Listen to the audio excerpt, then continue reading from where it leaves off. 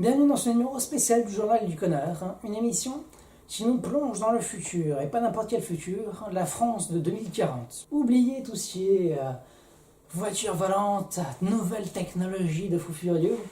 Non, nous allons voir une année 2040 de façon réaliste, en faisant un peu de la psychoanalyse, comme dirait notre ami Isaac Asimov. Et donc nous allons plonger dans cette année 2040, en essayant de prolonger les courbes, voir comment notre système actuel pourrait évoluer et quelle serait notre vie en 2040. Enfin, pour ceux qui vivraient jusque-là. Nous sommes donc en 2040. L'extrême droite effectue son 3e mandat présidentiel et n'arrive toujours à rien faire. La situation économique et structurelle des infrastructures est bloquée par le consensus européen. La présidente Marie-Maréchal Le Pen essaye de lancer des manifestations, des appels au peuple, des référendums. Mais l'Europe bloque tout, la situation est au plus mal. Le taux de chômage avoisine les 35%. Suite au surendettement des différents gouvernements, des plans de rigueur ont dû être installés en urgence et se sont faits de plus en plus forts à cause de la pression européenne. La France n'a plus aucune décision personnelle. L'Allemagne est complètement dévastée. Et la plupart des pays européens de l'Europe, on dirait ancienne, c'est-à-dire l'Angleterre, l'Italie, l'Espagne, tous ces pays-là sont en récession monstrueuse. Le seuil de pauvreté est abaissé à 500 € par mois.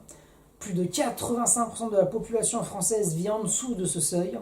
L'intégralité des complémentaires retraites ont fait faillite. Le coût de la vie a atteint des sommets monstrueux. Et certaines de nos habitudes sont désormais considérées même comme des objets de luxe, tels que l'ordinateur, le téléphone portable, tout ce qui est machine à laver, lave-linge. On retourne dans une vie beaucoup plus rurale, avec des lavoirs municipales. L'électricité est devenue beaucoup plus chère à cause des pressions écologiques qui ont obligé à créer beaucoup plus d'éoliennes, de panneaux solaires, qui font que le coût de l'électricité a quadruplé d'ici à 2040. La voiture aussi est un luxe que plus grand monde ne peut se permettre d'avoir. Pour essayer d'endiguer la crise, on a sans cesse repoussé l'âge de départ à la retraite, qui est désormais à 72 ans, alors même que cela fait presque 30 ans que l'espérance de vie ne cesse de diminuer, et désormais quasiment à 74 ans, soit une espérance de vie de 2 ans après la retraite. Mais la plupart des ouvriers et autres personnes des métiers difficiles n'atteignent tout simplement plus l'âge de la retraite. Les familles n'ayant plus les moyens, elles ont tout simplement cessé d'avoir des enfants. La natalité en France a chuté en dessous des 1,3. Car il faut dire aussi que le gouvernement a cessé toute aide de type allocation familiale, qui a accéléré drastiquement le processus en 2030. Et tout cela, bien évidemment, suite à des directives européennes imposées par un gouvernement européen qui aura réussi à gommer au mieux toute initiative locale. Un constat bien amer pour un futur bien sombre, mais il tient à nous de le changer dès à présent. Une chose est sûre, il ne s'annonce pas glorieux. C'était le Journal du Connard.